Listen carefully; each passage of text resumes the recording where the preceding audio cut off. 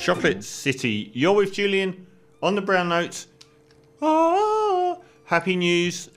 Sky News Australia has been kicked off of YouTube, and why we need to start a campaign now to ensure that this is a permanent thing. Now, Sky News Australia was never initially Fox News. In the UK, it's still a broadly well-respected, normal, middle-of-the-road news service. And it was so up until recent years in Australia, when Murdoch tried to foxify it by turning Sky News at night into an absolute cesspit of opinion shows by people like Alan Jones, Rowan Dean, Peter Credling, Andrew Bolt. All these people are terrible broadcasters. They don't suit the medium of television at all. It's really just about two things: content from them, being able to say really obnoxious things because it's opinion, not news, and getting right-wing talking heads on there to say stuff unchallenged, which then gets reported by the rest of the media. Now, YouTube has barred Sky News Australia from uploading new content for a week, saying it breached rules on spreading COVID, and it's taken their page down, I believe, for a week. I think that will end on, they're being cagey about the dates, but I think that will end on Friday coming the 6th of August, so set your watches. YouTube did not point to specific items, but said it opposed material that could cause real-world harm. And apparently they've taken down permanently 6 videos which promote alternative remedies, false remedies for dealing with COVID. They also have anti-vaxxers on there and people opposing lockdowns. And it's very interesting that YouTube has a much less tolerant opinion on these matters than Scott Morrison does about his own MPs. He had an MP yesterday who was promoting a lot of this garbage, and he's still not being properly chastised. He's still in government. And also our TV networks don't seem to mind. The television regulator doesn't mind letting Sky News Australia get away with an awful lot. Although I noticed they were just successfully sued for defamation by Sarah Hanson-Young and had to pay out. Now, Sky News Australia at night has terrible viewing figures. You know, the days of pay TV like that are long gone anyway, but they've never had good viewing figures, and their nighttime people often get around 10,000 views a show. And somewhere between 10 and 20,000 views a show. So their viewing figures are terrible, and even if you take the very highest, something like Alan Jones, they reckon he gets about 60,000 views a show. Look at what they get on YouTube. The same Alan Jones show that gets 60,000 real-world TV viewers gets 1 million views on YouTube, where they grab sound bites and put it all together on a YouTube clip, and they get 1 million views. They get like 20 times to 50 times the viewing figures on YouTube that they get from on TV. And the other thing is that they have this echo chamber thing which no one watches, but then the rest of Australia's media promote what they hear on that channel because that's always the juiciest, nastiest, vilest stuff. So you read about it in The Guardian. They promote this channel.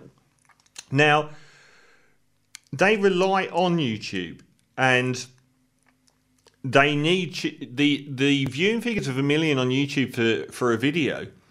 This is, and their YouTube subscribers have gone from something like 70,000 before the Sky at Night demons came to air to 900,000 plus now.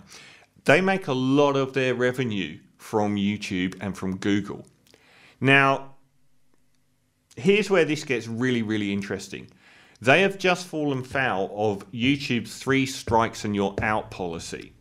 So they've had 1 strike where they've been removed for COVID misinformation, continual COVID misinformation, because they like appealing to that whack job world, the QAnon crowd. That's their gang. They want to, you know, the Pauline Hanson gang, the George Christian gang, all of those people, that's their audience. And all the people that want to watch the circus that tune in for that on YouTube. But there's 2 more strikes. If they get 2 more strikes from Friday in the next 90 days, they will be removed from YouTube forever. Now that would have a dramatic impact on the reach that Sky News Australia, Rupert Murdoch's attempt to put Fox News into this country as if he hasn't done enough damage to the politics and social fabric of Australia over the last few decades. He wants us to have a highly prominent Fox News. And if they are kicked off of YouTube, they will lose a dramatic portion of their revenue and their reach. So let's do it. Let's watch them like a hawk. They're in a really interesting place at the moment because they have to behave on YouTube now or they're in a lot of trouble. Now, the problem they have is the stuff that gets all the views on YouTube is all their most offensive content. So sooner or later, they're going to screw up.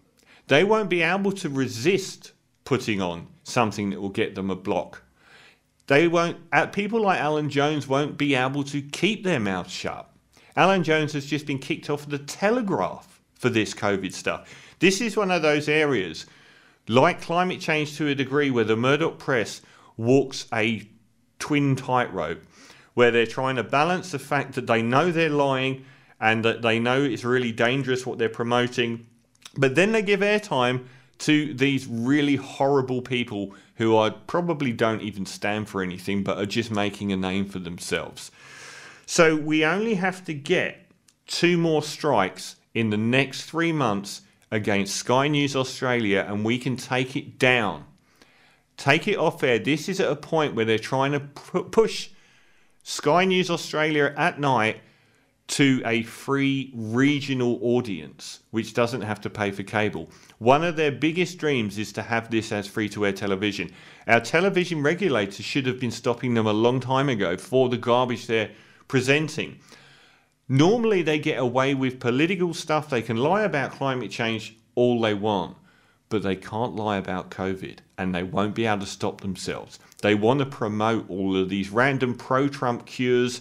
They want to attack vaccines and promote conspiracy theories, and that is going to be their undoing, because that is the one area where they won't stomach it. They can lie all they want about politics on a daily basis, but they can't lie about COVID. It's become their Achilles heel. So let's work really hard over the next 90 days to ensure that we can take down that vile cesspit of Sky News from YouTube forever.